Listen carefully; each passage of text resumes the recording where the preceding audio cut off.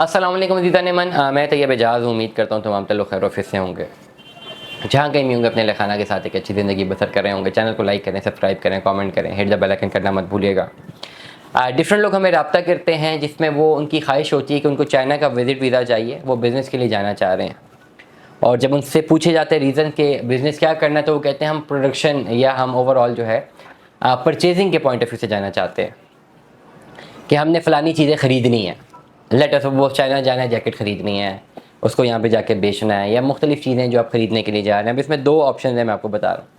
As a businessman मैं अगर आपको गाइड करूँ ओवरऑल, तो ये तो सबसे बड़ा कॉस्टली एक जो है डिसीजन है कि इस करंट ऑनलाइन दौर में होते हुए भी आप चाइना का वीज़ा लगवाएं, उसकी फ़ीस पे करें, ट्रैवलिंग पे करें, 5-7-8 लाख रुपए का ख़र्चा करें और तब जाके जैकेटें ख़रीद के पाकिस्तान लेकर आएँ। आज तो अली बाबा से आप आसानी से क्लिक के ज़रिए चाइना से आसानी जो है आप सारा प्रोडक्ट अपने पास मंगवा सकते हैं। Number 1, no this is a very clear indication. और ये चीज़ खाली हमें नहीं पता, आपको नहीं पता, ये एम्बेसीज़ को भी पता होती हैं।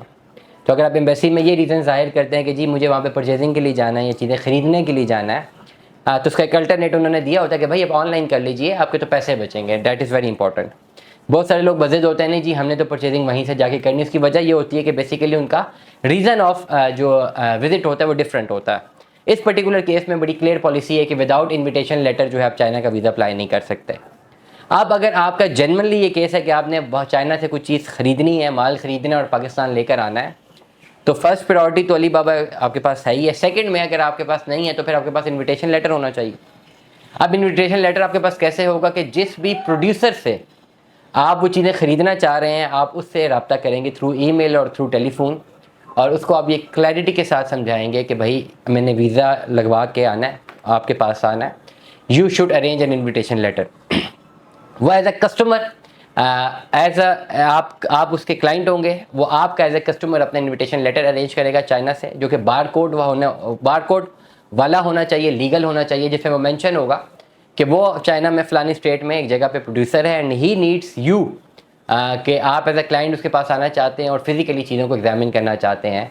वो इन्विटेशन लेटर आपके नाम का भेजेगा। उस इन्विटेशन लेटर की बेस के ऊपर आप जो है फिर आपकी बैंक स्टेटमेंट, बिजनेस के डॉक्यूमेंट्स, क्योंकि इन्विटेशन लेटर खाली ये नहीं है कि 100% वीज़ा लग गया, this is the only 20% weightage. 80% फिर आपको अपना केस प्रॉपर्ली जस्टिफाई करना पड़ता है, और इस पर्टिकुलर जस्टिफिकेशन के लिए you need a lot of documents again, और फिर आपको जो है काफ़ी चीज़ें इस्टेब्लिश करनी है।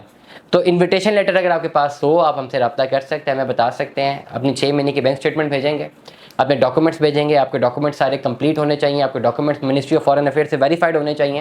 ये सारे डॉक्यूमेंट्स जो हैं अटैच करके फ़ाइल हम आपको तैयार करके देंगे। विद इन 7 डेज़ आप वो जैरीज़ के ऑफिस में प्रेजेंट करेंगे। एम्बेसी की फ़ीस आपको अलग से पे करनी होती है, जैरीज़ के ऑफिस की फ़ीस आपको अलग से पे करनी होती है, और फिर आपको जो है रिजल्ट मिलता है। अगर केस आपने सही से फ़ाइल किया हो तो आपका वीज़ा लग सकता है। दुआ में याद रखिएगा, अपना बहुत सारा ख्याल रखिएगा। Stay tuned with us. अल्लाह हाफ़िज़।